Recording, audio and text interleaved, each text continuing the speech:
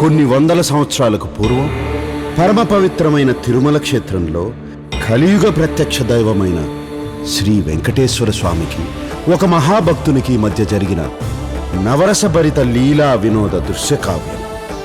రామా రామా, ఆ భగవంతుడితో ఆడే రోజు వస్తుంది. రా! అఖిలాండ కోటి బ్రహ్మాండ నాయక, ఆనంద నిలయ వర పరిపాలక, అఖిలాండ కోటి బ్రహ్మాండ నాయక,